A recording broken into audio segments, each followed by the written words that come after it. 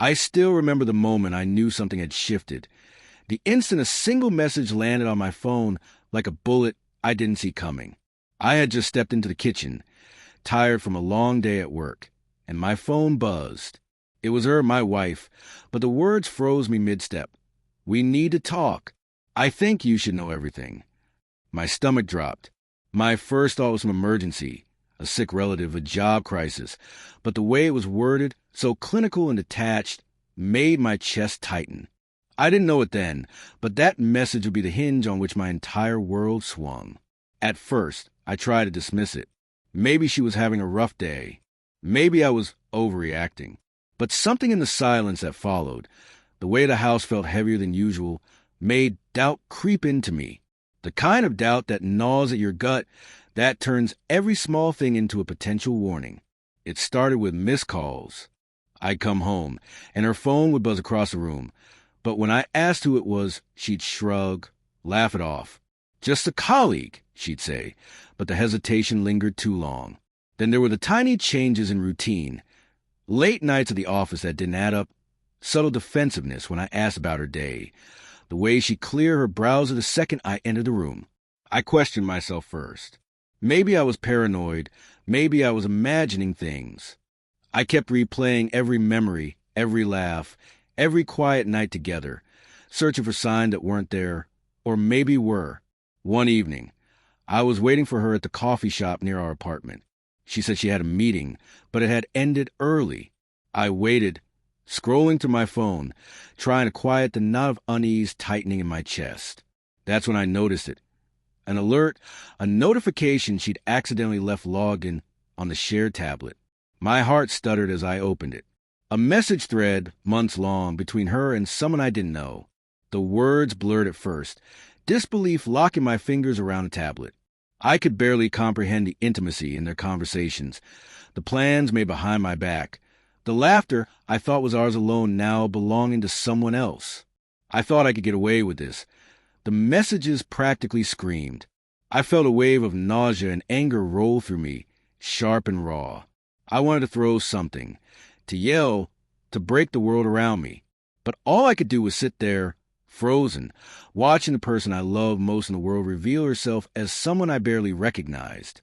I went home that night in silence. She didn't notice, too caught up in her own routine, too oblivious, or too guilty to see the storm brewing inside me. I remember the small things that now stung. The time she worked late, but smelled a perfume that wasn't mine. The smiles at her phone when she thought I wasn't watching. The warmth in her eyes that had subtly shifted away from me. Every memory felt like a lie. Every moment we shared a stage scene. The next days were a blur of quiet suspicion. I didn't accuse her outright. I needed certainty. I needed to understand how long, how deep, how real this betrayal was. Every message, every small detail, added pieces to a puzzle I didn't want to complete, but could no longer ignore. Then came the confrontation. It was late, the kind of night when the world outside your window feels muted and every sound inside your home is magnified. I laid out everything, the messages, the patterns, the lies. Her face fell, eyes wide, guilty, but still searching for a way to justify herself. "I didn't mean for it to go this far," she whispered. I thought it was just harmless at first. I didn't think it would hurt you like this." I could see her guilt, the trembling in her hands, the hesitation before each word. And yet, the pain in me was too deep, too vivid. It wasn't just the act itself. It was the months of deception, the casual betrayal of trust, the erosion of everything we built together. We sat there, silent, for what felt like hours.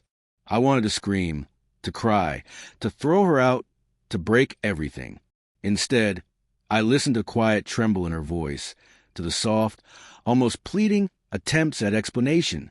And I realized, painfully, that I had to make a choice, not out of anger, but out of self-respect.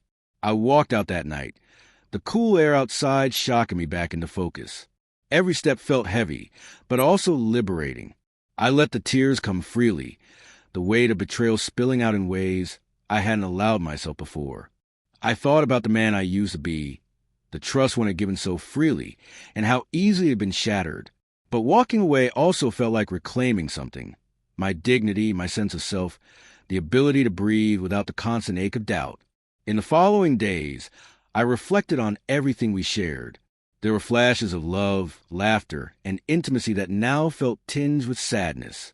I remembered our first date, the way she laughed at my terrible jokes, the quiet Sunday mornings in bed with the sun streaming through the blinds.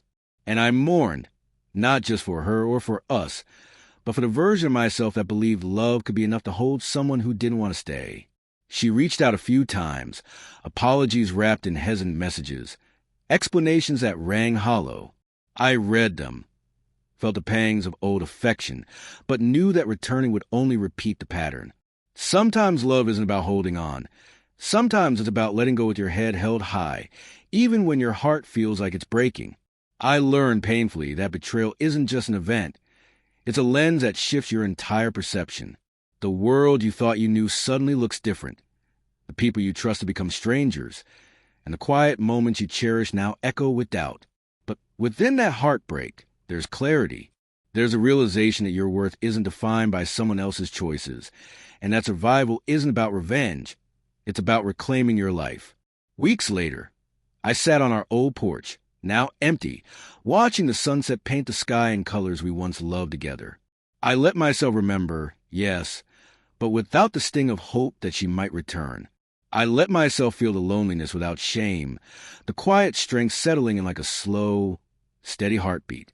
Betrayal tore my world apart in seconds, yes, but in those same moments of ruin, I discovered something I hadn't realized before.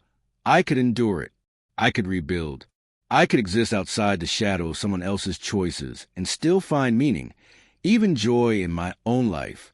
And so, I let the past settle like dust in the corners of a room I no longer inhabit. I carried the lessons, the pain, the heartbreak, but I did not carry the person who caused it. I stepped forward one day at a time, with quiet resilience that wasn't loud or vengeful, but steady. That strength, forged in the fire of betrayal, became mine alone. Because sometimes, the only way to survive someone else's treachery is to walk away with your dignity intact, to face the ache without letting it define you, and to realize that the world may break, but you don't have to be broken.